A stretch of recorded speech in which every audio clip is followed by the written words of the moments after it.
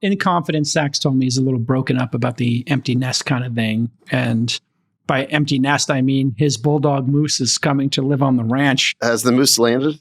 The Moose is landing next week. We're giving him a 3-month trial. If he's on his best behavior, he stays. He's going to be great. He's so well trained. What's going on? Moose is our bulldog. Yeah. And Moose is loose. He needs the space. He needs a ranch. He's a very athletic bulldog.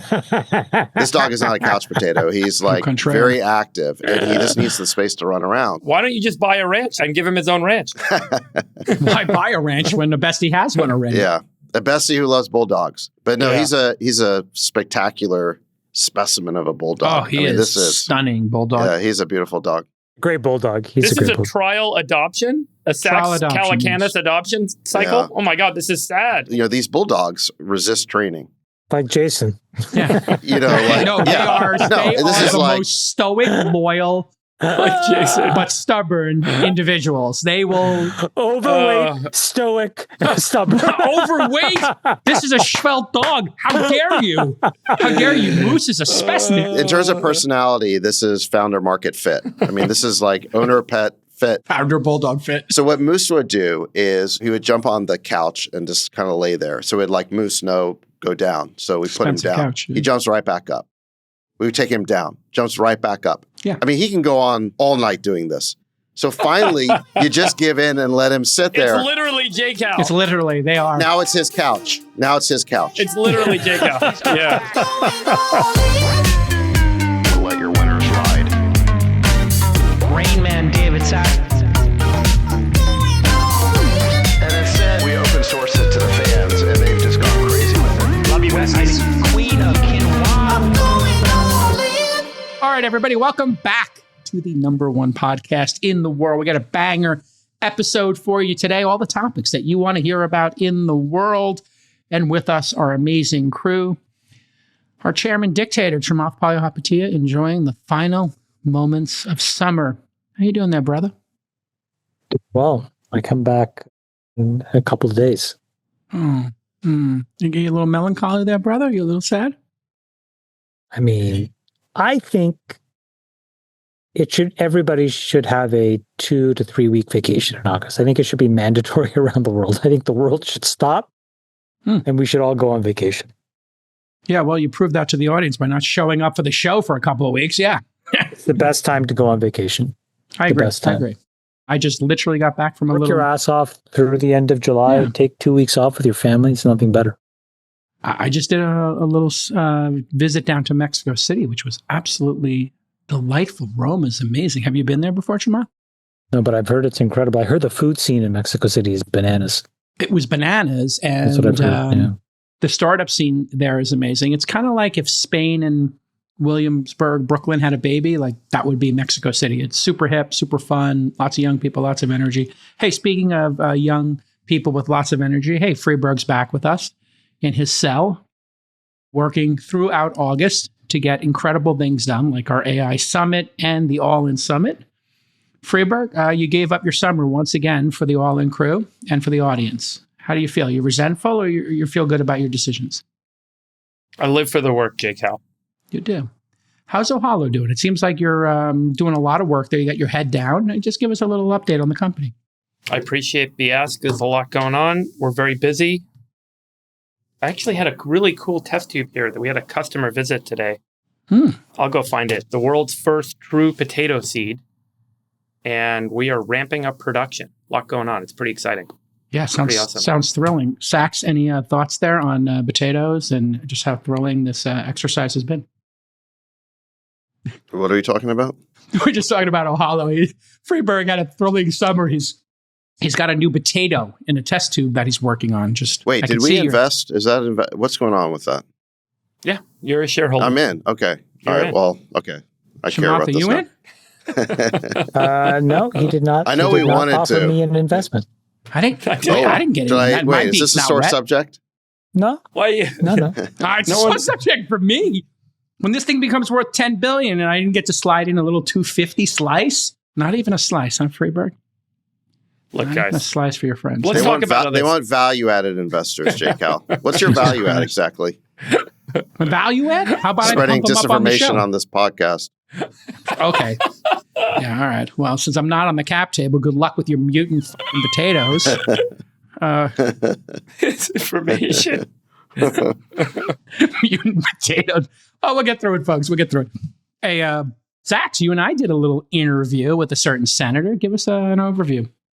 Yeah, we did a great interview with Senator Eric Schmidt from the state of Missouri, who previously was Attorney General and wrote a book about his experience as Attorney General. He brought the lawsuit Biden v. Missouri, which exposed the Biden administration's censorship apparatus that they ran through social media companies. This was the government side of the Twitter files.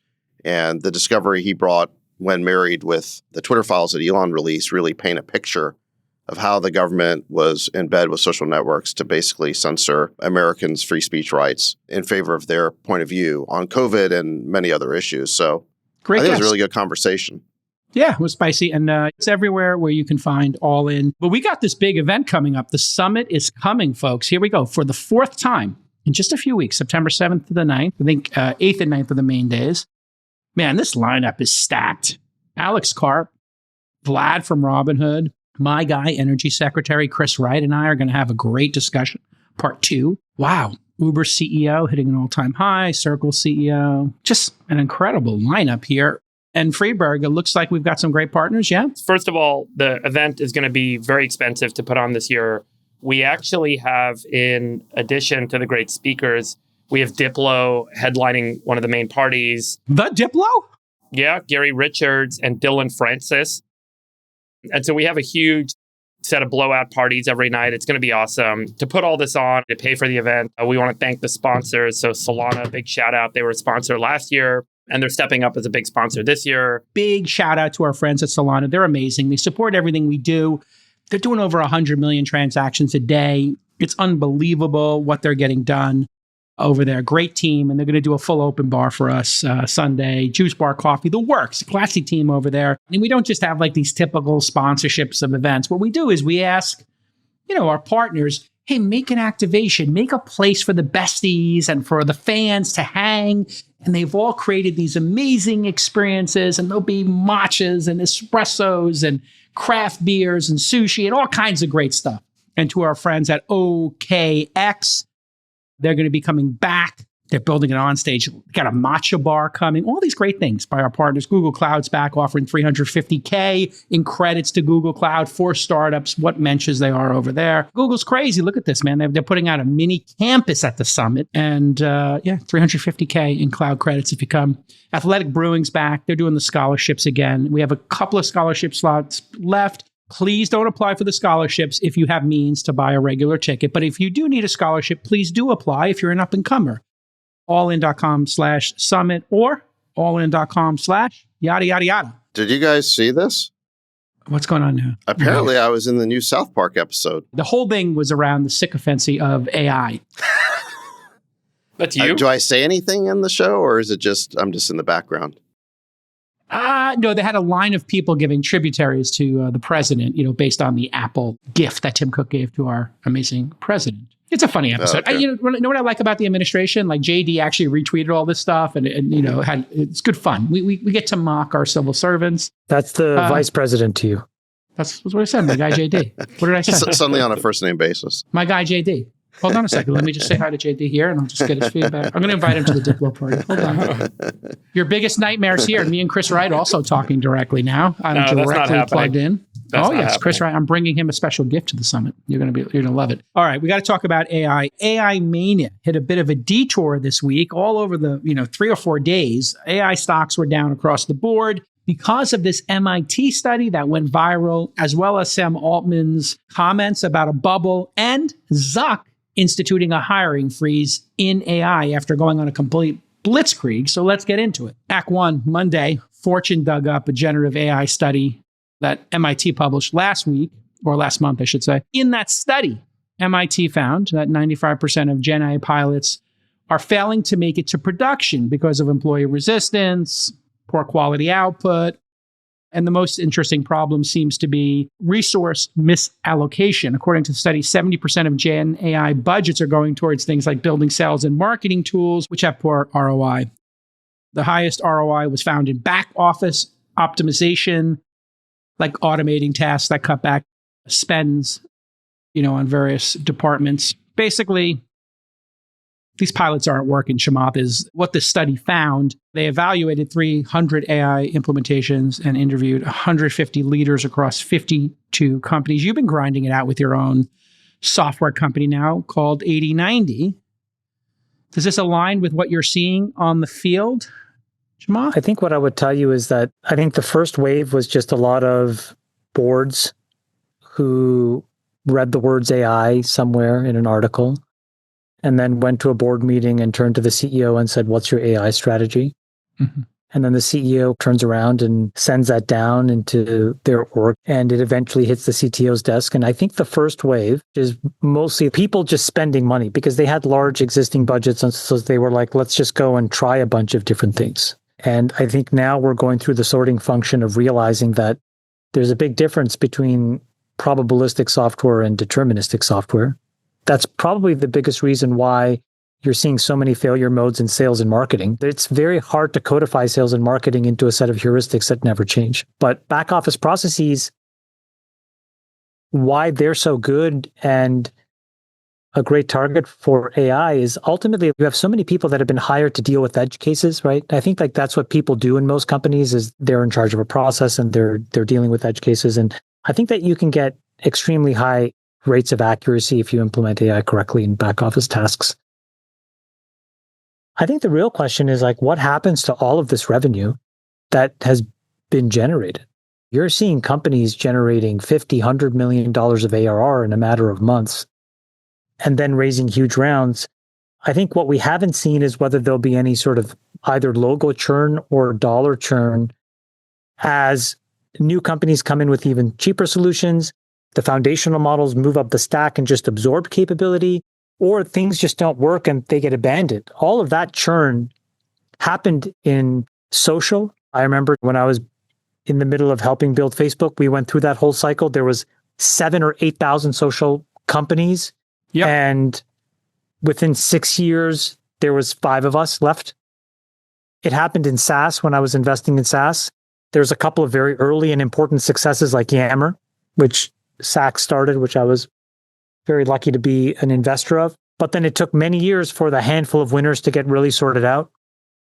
And I suspect we're about to go through that same cycle in AI. So I think that article basically paints a very accurate picture. There's been a lot of trialing and experimentation. We now need to go through a sorting and a cleansing, and then we'll rebuild from first principles around the not surprising the to our businesses that are good. Not surprising to our Sultan of SaaS, David Sachs, because the sales and marketing departments, they're very promiscuous when it comes to new tools, getting a great lead, closing a sale, you can directly connect it. So we always see them test stuff out. Doesn't surprise me that we'd see sales and marketing go after this first. But what do you think about the brittleness of this revenue, the churn, Sachs? Are we going to see a lot of these companies rocket up to 100 and come back down to 50? Is this something you're seeing, or your firm, which I don't know your status at the firm, maybe you could tell us how that's working out in terms of your intelligence there. But what is Kraft seeing on the field there?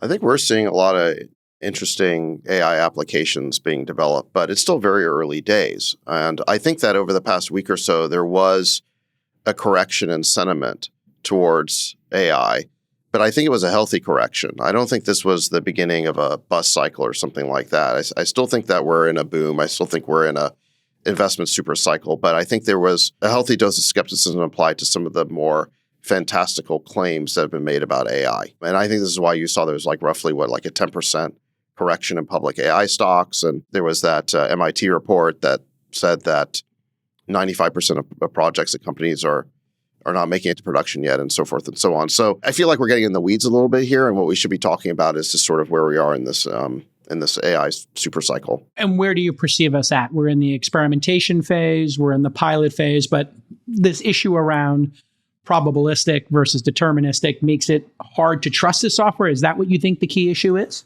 Well, let me tell you why I think that this correction is actually healthy, is that after ChatGPT launched at the end of 2022 and then throughout 2023, the dominant narrative in AI is that AGI was just 2 to 3 years away. And everyone kind of had their own definition of AGI was, but it was kind of this idea of smarter than human superintelligence. and kind of magic AI would be able to do everything.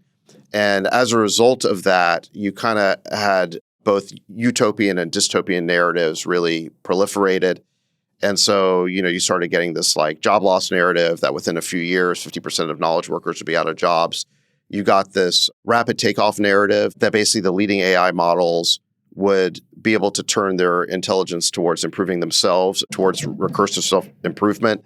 And therefore, within a couple of years, the leading models would basically achieve superintelligence and leave everyone else in the dust and then capture all the value of humanity. And then based on that narrative, which again, it was the same underlying narrative that fueled both utopian and dystopian or doomer takes on AI, you got, I think, a huge backlash, which has already been forming, where you have 1,000 bills running through state legislatures right now, and you have all this AI safety legislation. You got bills like in California, the SB 1047, which would have applied a tremendous amount of new regulation to AI.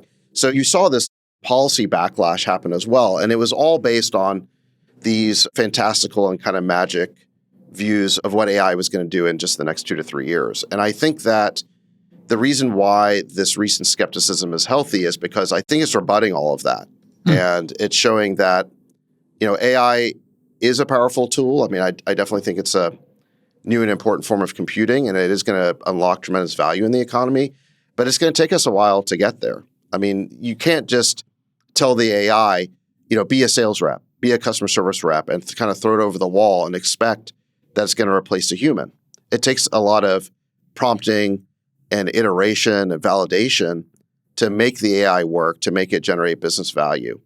And if we were on a path towards rapid takeoff, then what you would see is that the leading AI models would be increasing the distance between, like the top 1 or 2 models would be increasing the distance between, the rest of the models. And instead, what we're seeing is a clustering of model performance around the same performance benchmarks. It's incremental, right? They're incrementally The progress getting needs to better. be a little bit more incremental. It's more evolutionary rather than revolutionary. And I think this really crystallized around the launch of ChatGPT 5, where a lot of people were expecting GPT-5 to be this huge breakthrough. Sam Altman was sort of teasing this concept by posting photos of the Death Star. The idea that this model was going to blow everybody else away.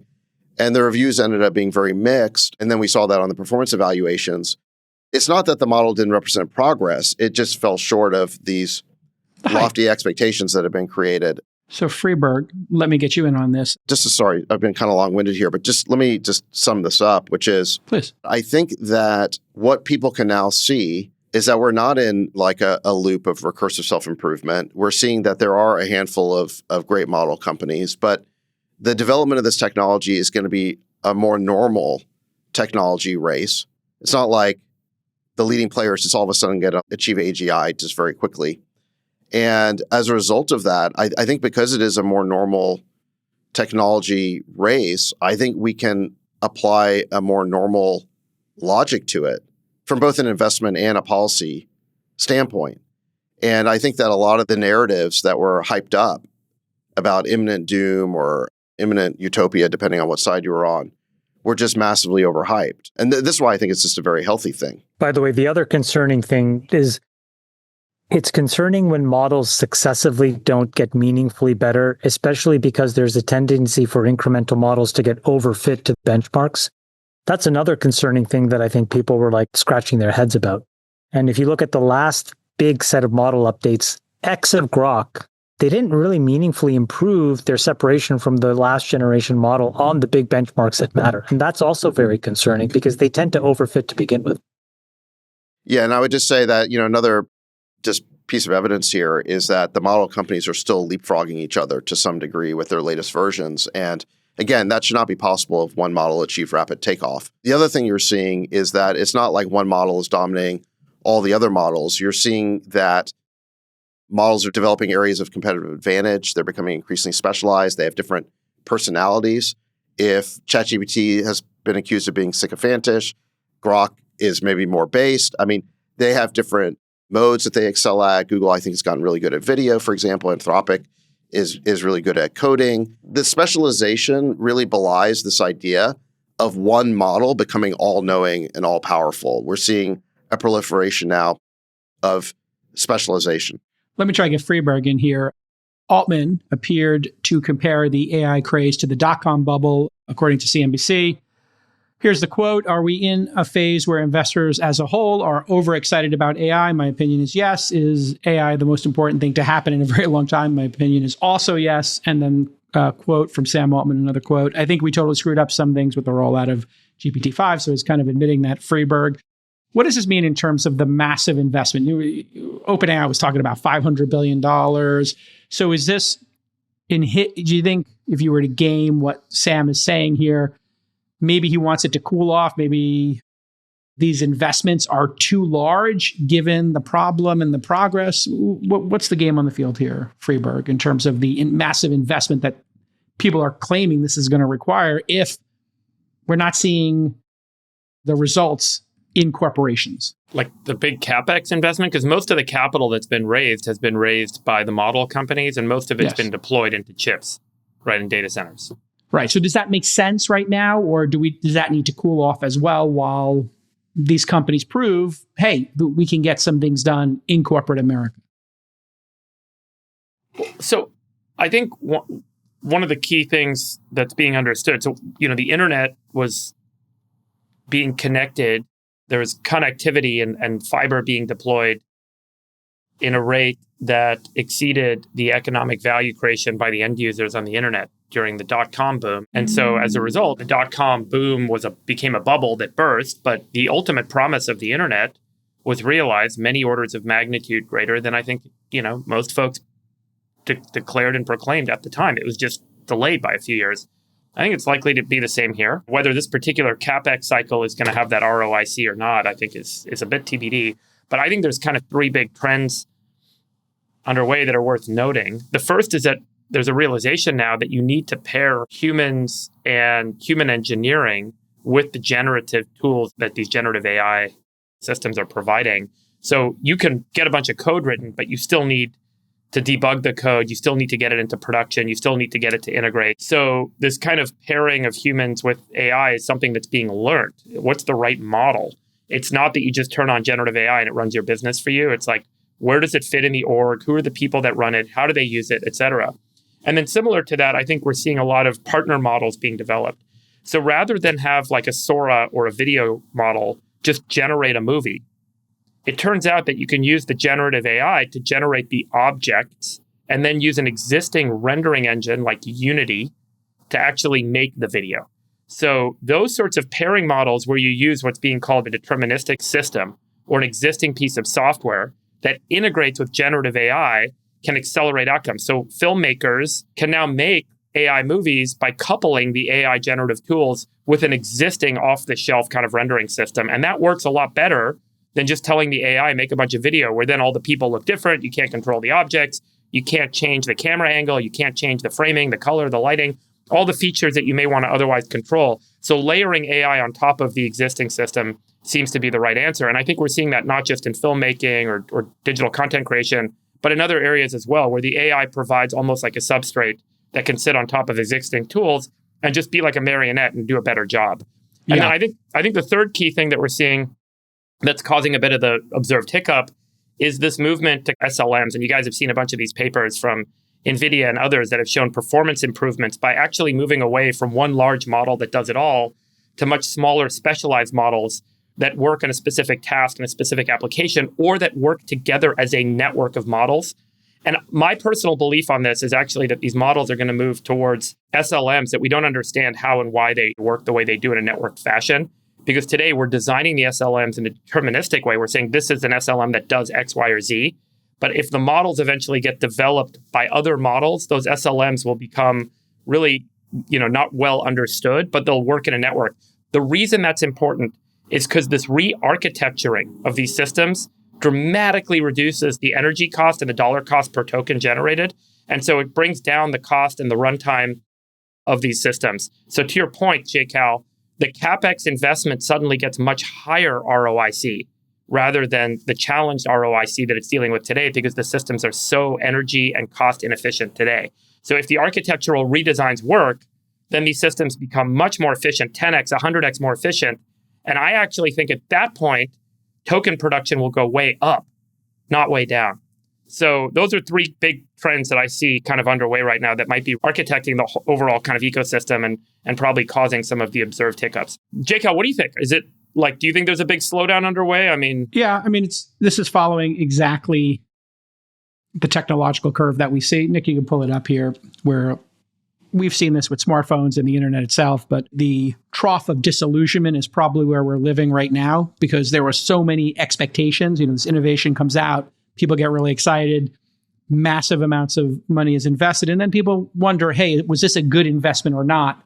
And then it just takes incremental improvement over time. We saw this with Uber as an example, where people were like, oh, it'll never be profitable, DoorDash will never work. And then they just added a couple of bucks and it scaled globally. The network effects kicked in. We're going to see it again with self-driving. Self-driving's actually probably just getting through the peak of inflated expectations, where people are starting to realize, oh, these edge cases are pretty serious. You probably don't want these things going too fast. You're going to need to be very thoughtful about putting them on roads. And that leads to a really interesting discussion, Sachs, we should have at some point on this program about, should that be federal or local? Should the local states get to decide self-driving rules on their roads, or should the federal government come in and make a blanket one? But looking specifically at the sales one, we're seeing on the field that maybe the salespeople aren't being replaced by AI, but the SDRs are becoming 10 times, like literally 10 times more effective at finding the next lead, at organizing leads and targets. So it's definitely happening, but it's incremental inside these organizations. And it's just going to take specialization, and people have to actually embrace the tools. That's probably the biggest thing, is there's a lot of resistance to these tools already. And once you get people actually embracing them, they start to work. But if people aren't going to embrace them and there's some resistance, it's kind of like what we saw with the internet. Yeah. Here's a big question that I have. You know how at some point, like, you get so invested in a way of doing things that when things change, it's almost too hard to change the way your company orients? And you see it in every single phase of these big innovation cycles. The question is there a point at which these foundational model companies have invested too much money in LLMs, where so many of their employees only understand that, and all of a sudden there are completely different ways of building these models? State space is one example.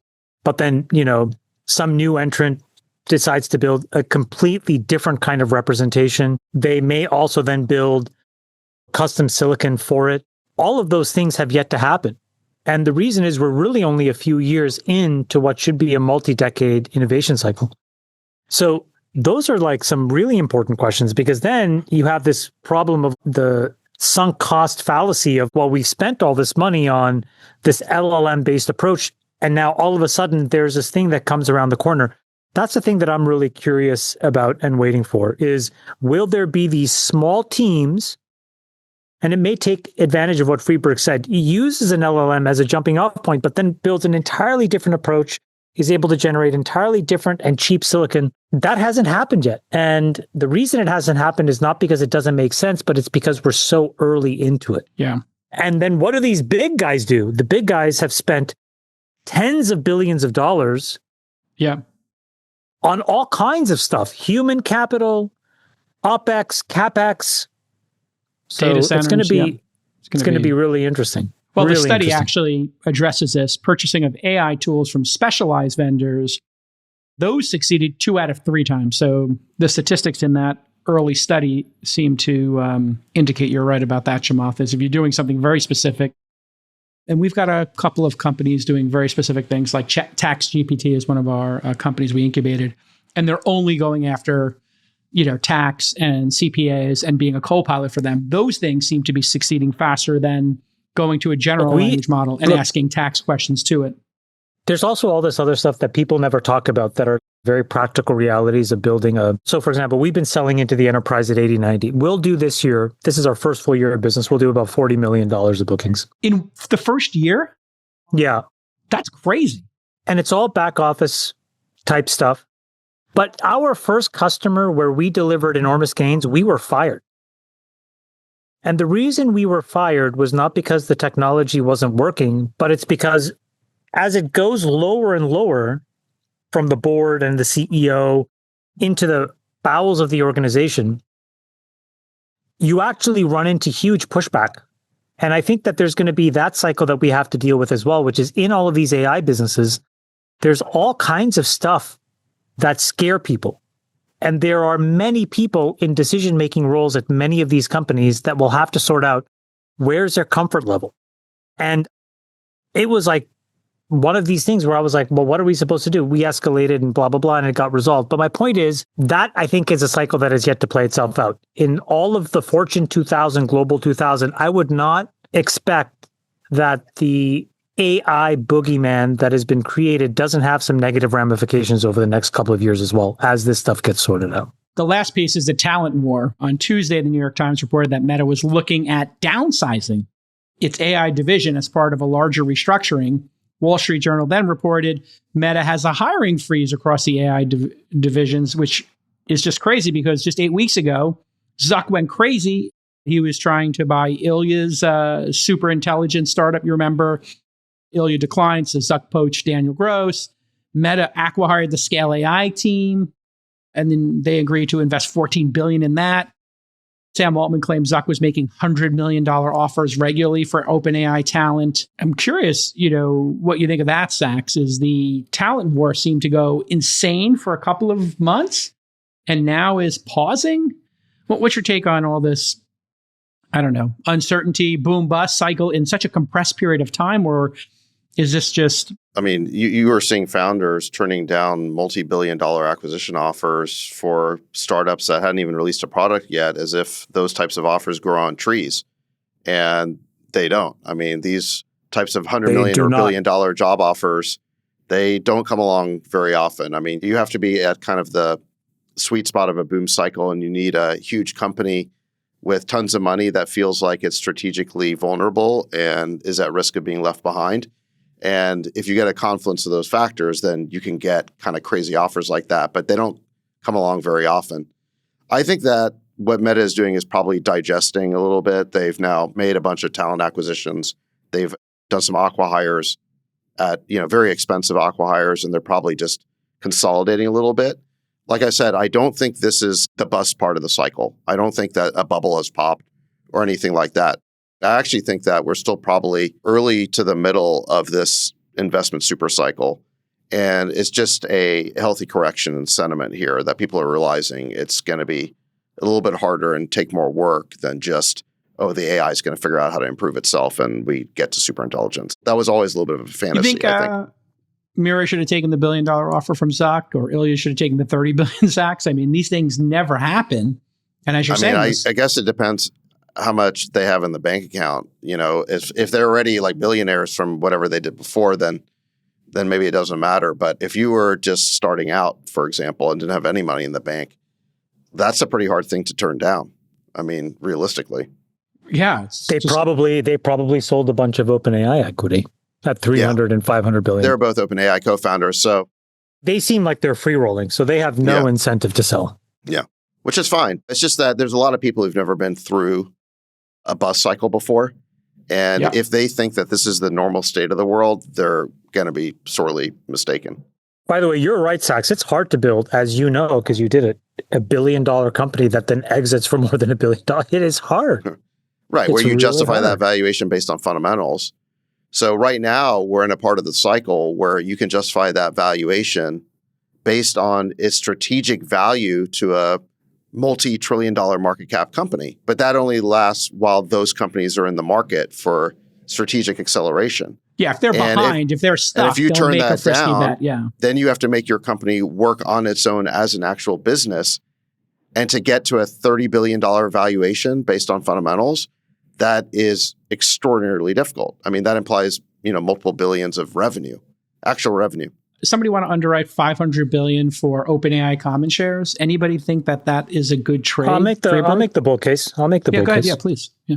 I think the simplest way to make the bull case is if you look at the CAGR on their MAUs and the conversion from MAUs to DAOs, you essentially take a small minor percentage of the Facebook or Google terminal ARPU and apply it to some number of Mao DAOs 3-4 years from now. So if I had to guess, if you take 400 or 500 million Mao DAO growing at, I'm guessing, let's just be conservative, by the way, 50%. 700 million weekly active users right now. 750. Okay, so then I would probably put that at like 500 DAO to be conservative. It's probably doubling every 2 years. So 500 goes to a billion, billion goes to 2 in 4 years. And at 2 billion DAO, they generate a tenth of Facebook's revenue, just to be very conservative. And you probably get to $1.5 trillion valuation there.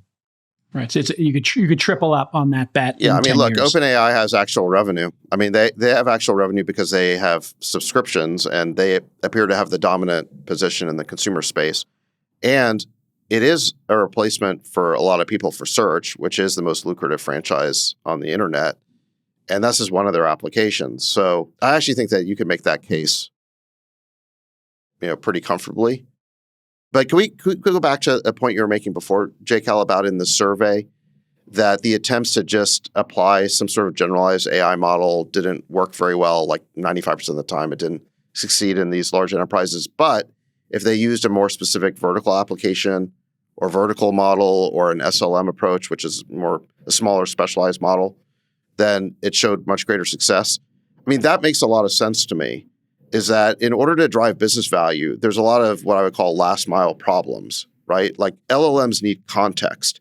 And so you have to, first of all, connect to all of your enterprise data sources. And you have to prompt them in a very detailed way in order to get to a good answer. And then you have to validate that answer to make sure it's not a hallucination. And then you need to iterate on it. And so this idea that you're just going to have one super intelligence that just figures all this stuff out, it's just not the way it's playing out in the real world. You're seeing, again, a lot of very specific business problems that have to be solved. But I think that this is a great thing ultimately for the ecosystem because it implies that you're going to get lots of vertical applications and lots of specialized models that capture value in lots of different markets. And that's actually the way that we're going to drive this throughout the economy as opposed to it just being one foundation model eating all the value. So I think this is a very healthy thing for the ecosystem.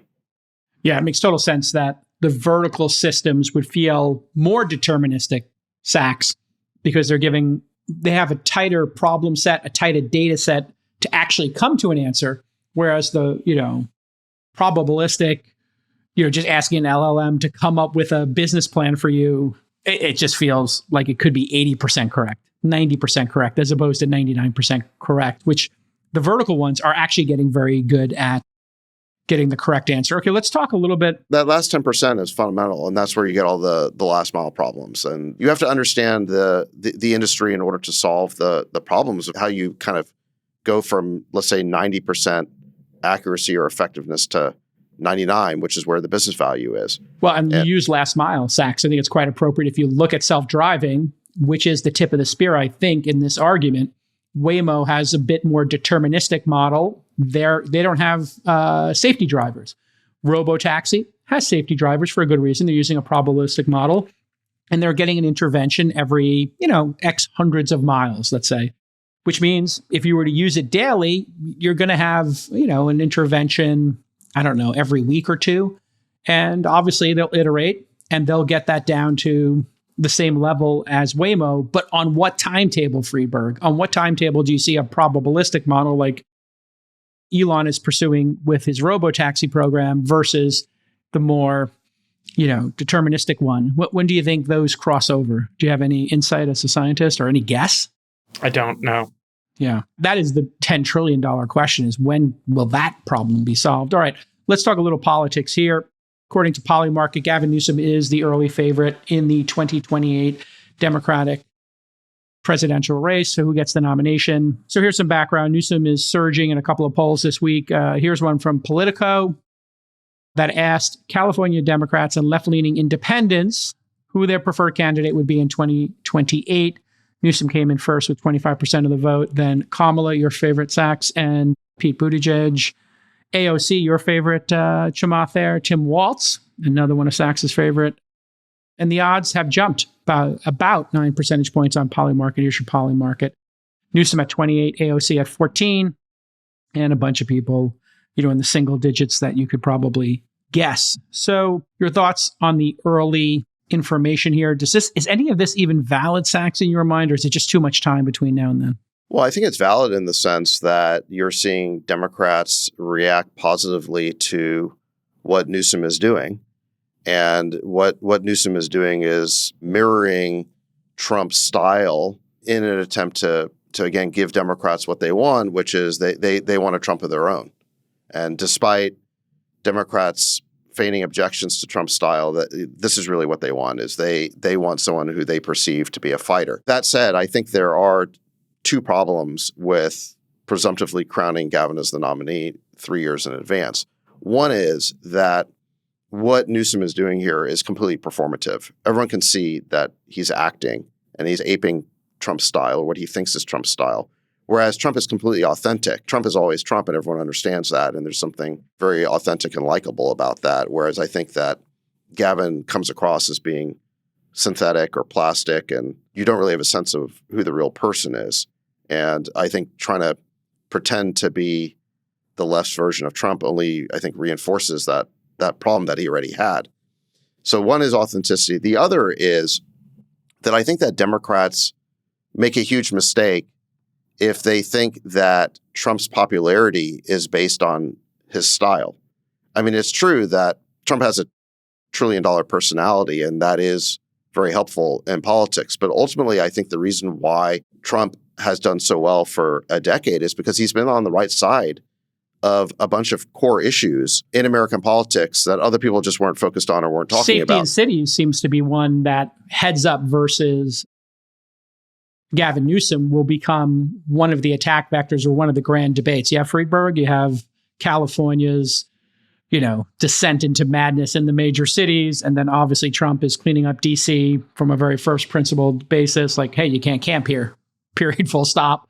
So what do you think the chances are here, Friedberg, that this new strategy, going on the podcast, having a podcast, being spicy on social media is going to work for Gavin? Or you in Sachs's camp, it's a bit performative and maybe not fake? And by the way, Gavin Newsom, can't wait to have you on the pod. Go ahead, Friedberg. I would say that the current polling is a reflection of the non-Trump aligned market's response to Trump.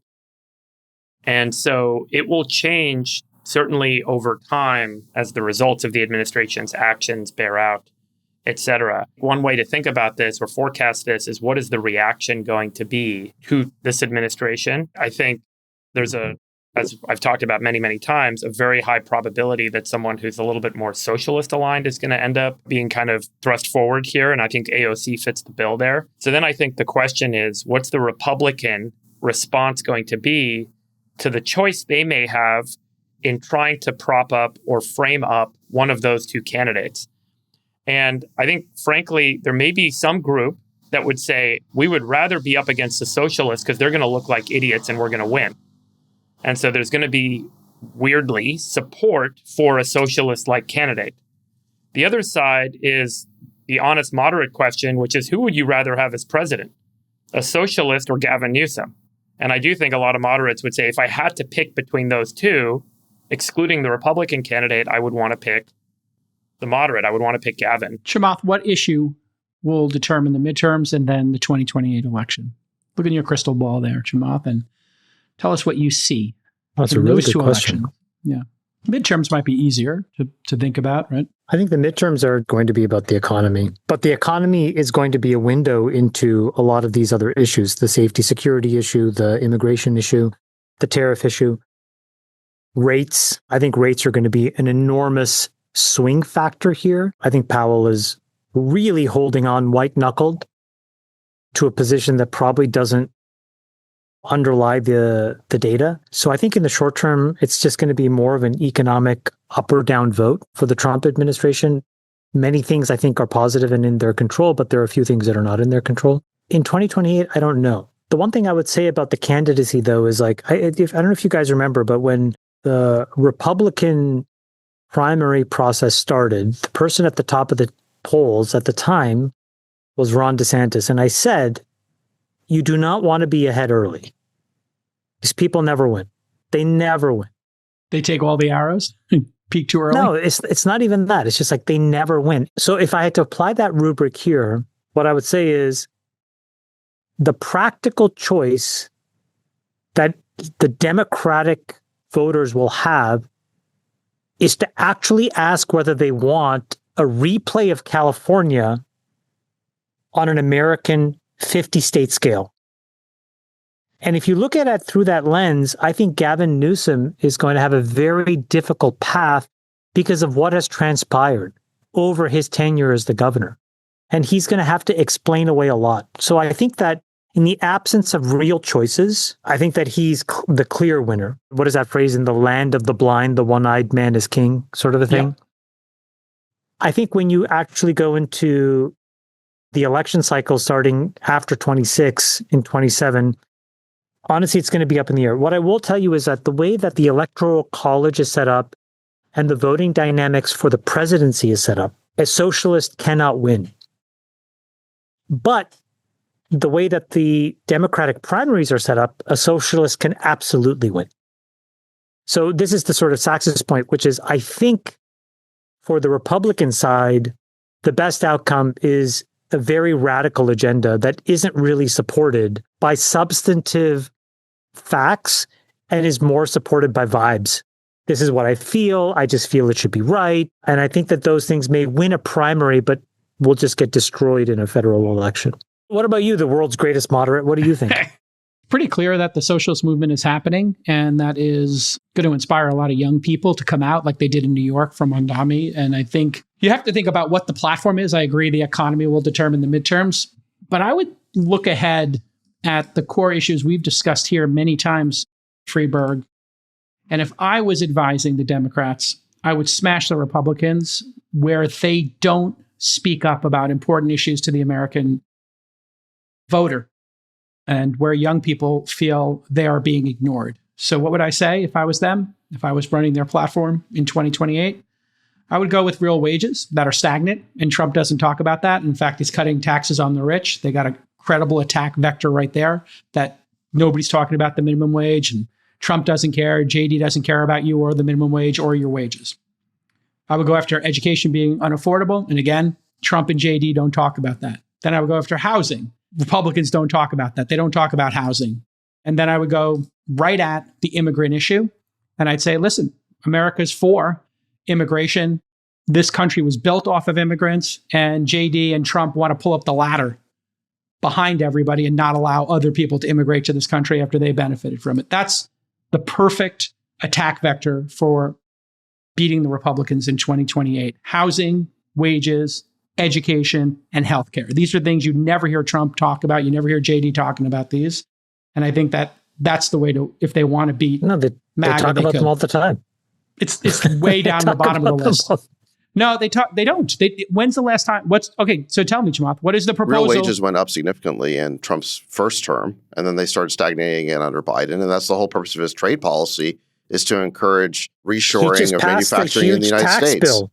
He passed the huge tax bill that locked in all these gains, no tax on tips. So you can debate the impact to the broad population, but there are enough examples where actual take-home wages are higher than what they would be in a counterfactual. Yeah, and by the way, Gavin Newsom has a supermajority in the California legislature. He can run the state however he wants. He also has a very compliant court that will rubber stamp his decisions. Completely different than Trump, who has a very narrow majority, and he has a court that basically tries to stop everything he does. So Gavin Newsom can run the state. He could be operating the state for the benefit of its citizens instead of holding all these performative press conferences and doing podcasts and tweeting all day. So where is the program that you're talking about? It doesn't exist. It's a fine criticism, but if I'm talking about the Democrats as a group, if the Democrats came out and just said, we're going to add $1 to the federal minimum wage every year for the 8 years we're in office, that would fly with the American public. That doesn't actually sustain. That's not a strategy. Sure, you can make that argument. I'm just telling you what the winning argument is. The winning argument is, well, no, you're just saying whatever it takes to get elected. But giving stuff away is not how adults make hard decisions. You mean like giving people no tax on their overtime and no tax on their tips? those kind of giveaways, Jamal? No, Those there are was a very tax popular. plan. That's helping middle class and working class. I don't disagree, but to the point of giving away free stuff doesn't work, it actually does. It does get people out to vote. People were very motivated when they heard those proposals by Trump. I'm saying they should just take that proposal and 10x it. That's the way to win. I'm not saying it makes sense. I'm not saying I'm endorsing it. I'm just giving you the playbook. Okay, well, what I would do to fight your playbook of empty promises is I would actually talk about the record of the candidate. Exactly. And I think we're talking about a state like California, which is thoroughly blue and has been run by Democrats now for a long time. And Gavin probably will be the nominee because I do think that his performative antics are working with the base. I mean, they want an Totally anti-Trump. working. But the way to attack this is to talk about the record here. So let's just go through some of the numbers. So as we all know, we pay the highest taxes in the country for the worst public services. Gavin's spending turned a $75 billion surplus into a $20 billion deficit in just a couple of years. And somehow none of that money went to fill the reservoirs or fire hydrants. And so we had entire neighborhoods burned down as a result. And they can't get permits to rebuild. California has the fourth largest economy in the world, so that's good. But we have the highest rates of poverty, homelessness, inequality, illiteracy, and wage stagnation. So yes, wage stagnation, JCal, is the highest in the country. And we have the third highest unemployment among the 50 states. We're second only to Hawaii in housing costs. So you want to talk about making promises to lower housing costs. But if you look at blue states like California, they're among the worst. We're the worst in energy costs. And we have the highest rate of both retail crime and frivolous lawsuits. And that's why businesses are moving out of the state. You may have seen that Bed Bath & Beyond said that even as they're opening 300 more physical stores, they're not going to return to California. And this just got the CEO mocked by Newsom because he never actually takes any of the criticism to heart. He just sort of deflects it. So until the Democrats, I think, confront why they really lost, okay? And it's not just because of the style of Trump. They want to just attribute it to Trump's style. But the reality is it's because of the policies. Populist policies. And it's about the record.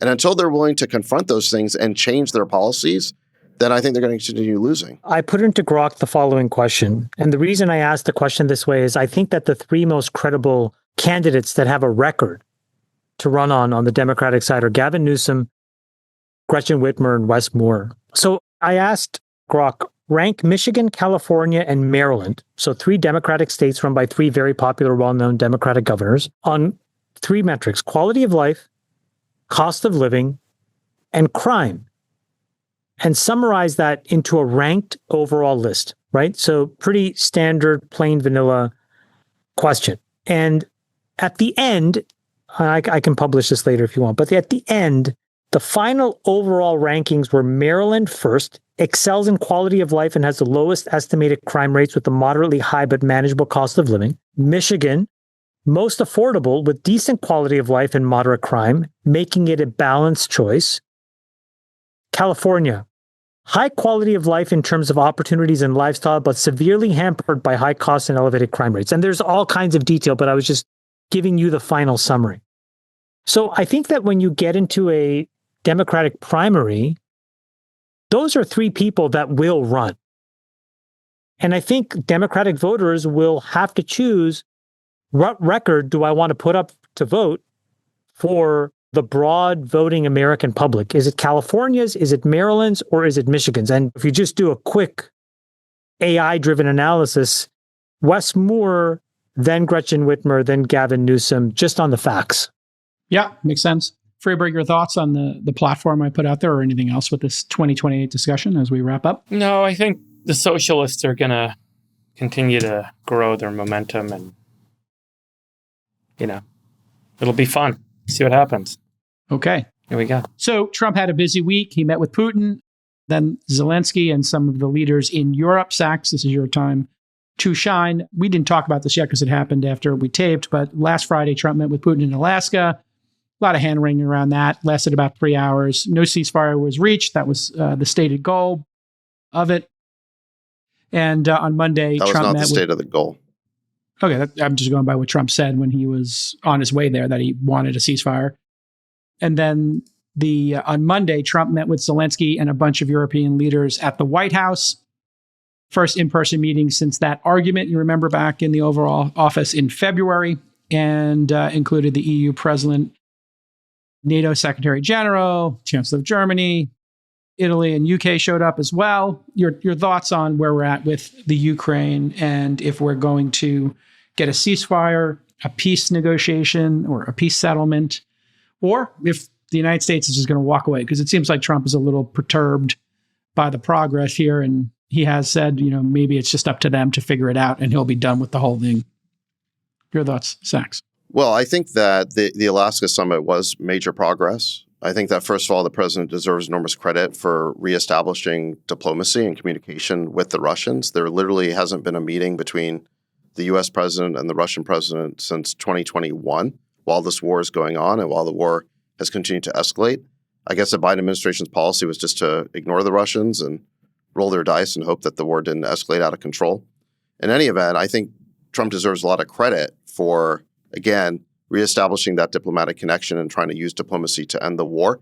And it was shocking to see how much Democrats in the media were openly rooting for him to fail in these efforts to end this war. And effectively, they're rooting for hundreds of thousands of more people to die or get maimed. They were pretty hysterical, right? On the news. It was pretty crazy. Yeah. And by the way, they claim that they care about the Ukrainian people, but the Ukrainian people, by large majorities now, want this war to end, and they're willing to make meaningful concessions to do it. So there was a poll by Gallup, which, Nick, maybe you can throw this on the screen, where a year or two ago, something like 70% of Ukrainians wanted to keep fighting the war. Now that number is down to 24%.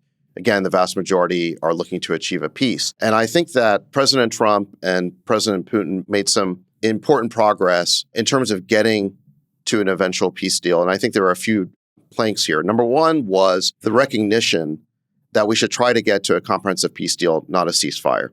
A ceasefire is temporary, and the Russians have already said they wouldn't do it because they understand from their point of view that this would just give the Ukrainians time to regroup and rearm and try to reset, but it wouldn't end the war.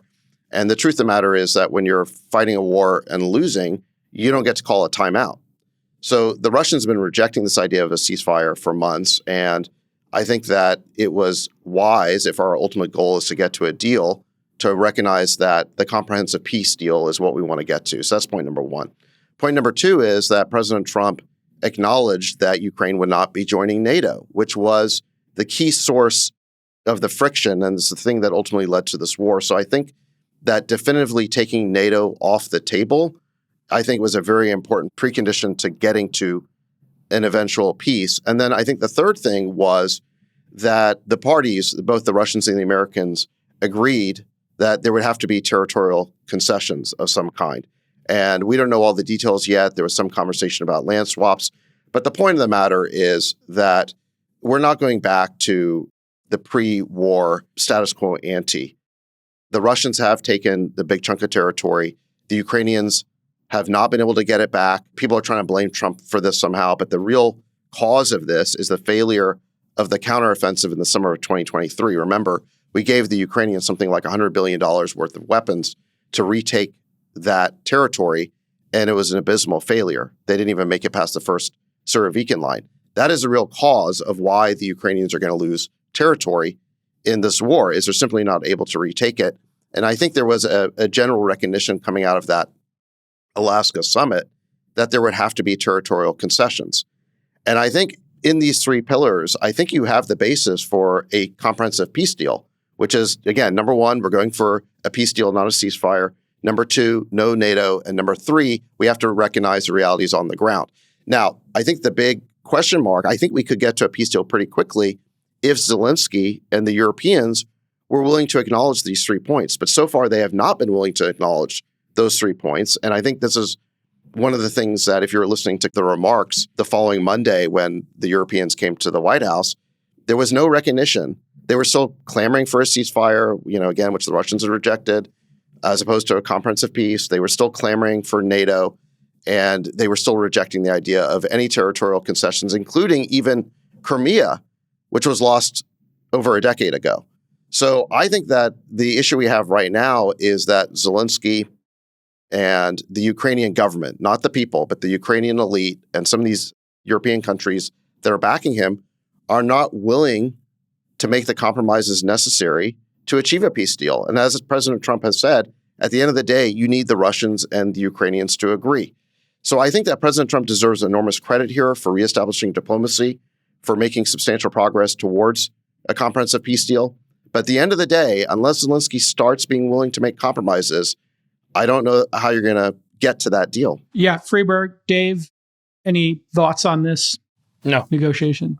Chamath, anything? Well, I was pretty curious about the historical pattern of this, so I just went back and here's what I learned.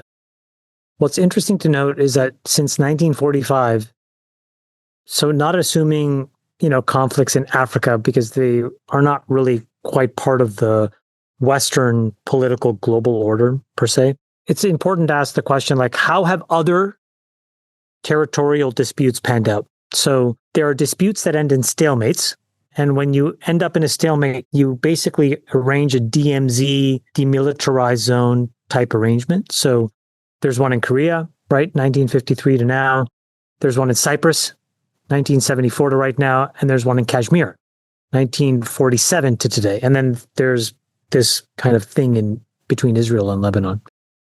And then second, there are disputes where there's some action taken by one country to take something by force, but then there's no consensus internationally as to who owns the territory. So Crimea, as Sachs mentioned, 2014 to present, and then Israel and East Jerusalem. Sorry. So I think the point is that unless President Trump figures out a way to do something that's frankly truly unprecedented, the historical pattern is that it's been nearly impossible for even the most powerful and influential person in the world to frankly draw deals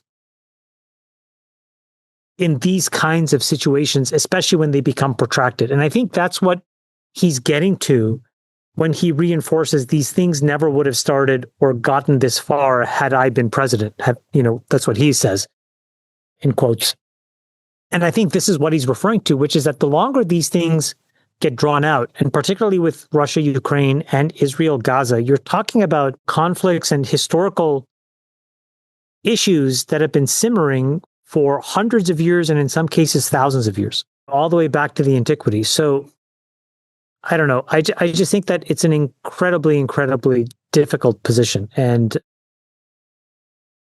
I just don't know what's going to happen. But I think that for modern progress to happen, I think it's important for both of these two issues to get put to bed as quickly as possible. Jake, what do you think? We saw the media attacking Trump for even daring to hold negotiations with the Russians. Do you think this was a good idea, or do you think that somehow Trump was caving to Putin? I give Trump a lot of credit. He is incredibly good at foreign policy, and specifically with dictators. If you look at our past presidents, they didn't want to meet with Putin. They didn't want to meet with Kim Jong-un, Kim Jong-il. They thought isolation was the best policy. It's not. I think talking to these folks and trying to find common ground is the best policy, even if it's a 5% chance of it actually working out, which is what I think any president dealing with a dictator and a despot like, Putin is going to have. I think you have a 5 or 10% chance. And I think Trump and Biden actually had a lot in common that worked. The loan leasing of the weapons and not costing the American taxpayer any money, where a lot of partisan people said, oh my God, this is costing the Americans so much. It's actually, Trump has figured out a way to make it profitable. He's selling more weapons to Ukraine, and he got us the mineral rights. It turns out Trump was able to turn a cost center or a supposed cost center into a profit center in terms of this specific war. And if you look at the sanctions, Trump has increased the sanctions. So Trump had my exact position that I fought for here on this podcast for the past couple of years in this conflict, which was keep the pressure up on Putin. And Trump took it over the top by going to Putin's main client for his oil now, which is India, and putting a massive tariff on them and threatening them with a huge tariff. That was a bold, audacious way to deal with Putin. So I give Trump a ton of credit for trying to make peace here. Okay, so Putin here's my has question. been, hold on, let me just finish. Yeah. And Putin has been absolutely humiliated. He can't even get to Kyiv, let alone take over Finland or Poland.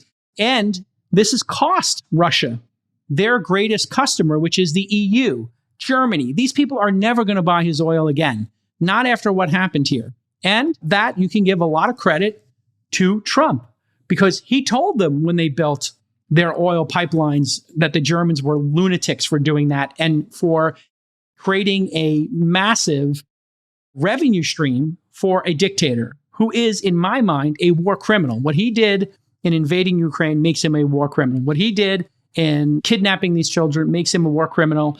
I think it's awesome that Trump is doing this intervention, even if it has a 5 or 10% chance of working. And then making the NATO alliance pay their fair share and selling them more weapons, I think also brilliant. So I give Trump a lot of credit here. He's aligned exactly what I said we should be doing, which is holding dictators who invade other countries accountable for it. And he's added to it the fact that he can connect with people. So I give him a ton of credit for it, Sachs. I know that's maybe not the answer you want, but that's how I personally feel. I think you use this highly moralistic language and you engage in a lot of name calling, and I actually think that's Which one? Which name is inaccurate, please? Dictator or war criminal? Well, look, you're complimenting Trump for engaging in diplomacy with Putin, but then at the same time, you want to call him a dictator and war criminal, and that's not going to be conducive to actually trying to reach a peace agreement. Now, it's fine but for I'm you not doing the negotiation. If I was doing the negotiation, I wouldn't come in and say, hey, dictator, war criminal, let's fight for peace. I'm giving you my personal belief as that's the fine. person not negotiating. Right. So you're praising Trump for increasing the pressure and leverage that he has with the Russians, which I think is fine. My question for you is, would you increase the pressure or leverage with respect to Zelensky? So, for example, would you tell Zelensky in no uncertain terms, listen, stop demanding to be part of NATO because it's not happening? In fact, the president has done that. What about... the answer to that question is yes. I would say, listen, it's not realistic to join NATO. You can get some security guarantees. There's sort of talk of this NATO light. So I would agree with that. I would say, listen, we're going to take, and I said this on a previous episode, we should just take off NATO inclusion for like 20 years. Okay, so here's the hard one. What about territorial Putin. Concessions? I think that's a decision Ukraine has to make. We should encourage them to make whatever decision is best for them. But if they want to keep fighting this thing, that's going to be up to their people to decide if they want to fight for their land. Well, the people have said they don't want to keep the problem you have right now is that 70% of Ukrainians say they don't want to keep fighting. So they're it sounds like Zelensky they're ready to make concessions. Yeah, so it sounds like Zelensky should listen to his people, yes. I think but he should. That's his decision to make. I think he has sovereignty and the people get to make that decision in his country. Well, but the problem you have is it's not just Zelensky, right? It's his ruling clique. They have canceled elections and they will remain in power as long as the war continues. So there's a conflict of interest there. And there's a lot of money flowing into Ukraine because of the war. So what if the ruling elite wants to keep the war going forever while the people want it to stop? Yeah, they're going to face a revolution right quick. And so I think they have to take the citizens of Ukraine into account. And it's a tough decision for them to make. But it's not our decision to make for them. Is that a reasonable position? It sounds like a reasonable position. Yeah, right? I think it's reasonable. Yeah, I mean, look, at the end of the day, the Ukrainians and the Russians have to agree. Yes. And I think that of the major parties, I think President Trump cares the most about peace. I mean, I think he is pushing the hardest for there to be a peace deal. I know people are like a little flabbergasted that I really believe that Trump is great at this. I think he's great at this. He is great at negotiating with difficult people. And I think he's going to get it done. I think he's got a 50-50 chance of getting this done. And I think other people didn't even try. Just admit it. You like him. You really like him. And ever since, whether I personally like Trump or not, it has nothing to do with that. I think I call balls and strikes here. It's all balls and strikes for me. No. You're in like with him. You may be in love with him.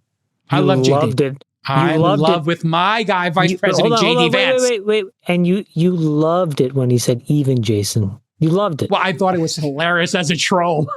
How many people did you send that link to?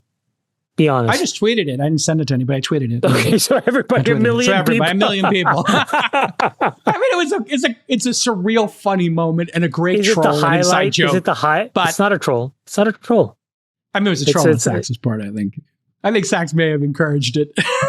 It's an incredible thing that you got. Let's keep these great debates going here on the All In Podcast, a platform for important discussions. Another amazing episode, summer months coming to a close, and we'll see you all in Los Angeles for the 4th edition of the All In Summit. I'm so excited. Back to the office next week. Back to the office. Love you guys. Back to the office and then back to the grind. Live. Summer has ended. Summer 2025. So sad. Has come Way to an too end. soon. Way too soon. Can't believe it's over. That's ridiculous. The only thing that is giving me some hope is that ski season is going to be coming. You know, when your kids, like, I mean, Sax, you can relate to this. Actually, Jason, your kids are pretty old too. The summers go by so quick, and it's like you just start to see, like, they are, Sax, what are you? Like, I am now 18 months from my oldest leaving the nest. I know. It's the craziest. Same here. Oh my God, it's so, I can't deal with it. My son sits for his ACT in like 3 weeks. He's getting his driver's license in a week. Are you sad about it? Are you feeling melancholy, like leaving the nest kind of thing? Or are you excited for that new chapter? I feel like all of my kids deserve to have their own adventure.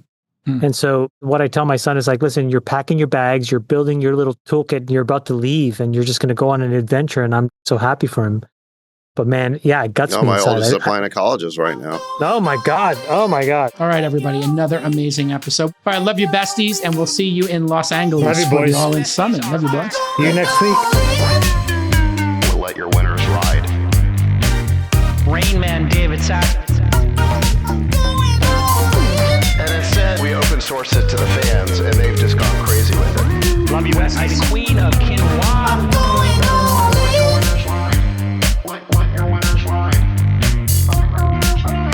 Besties are back. Code 13. That is my dog taking a notice in your driveway. Oh, man. My haberdasher will meet me at Clinton. We should all just get a room and just have one big huge orgy because they're all just useless. It's like this sexual tension that they just need to release somehow. Wet your beak. Wet your beak. Your feet. That's gonna be good. We need to get merch. Besties are I'm back. going all in.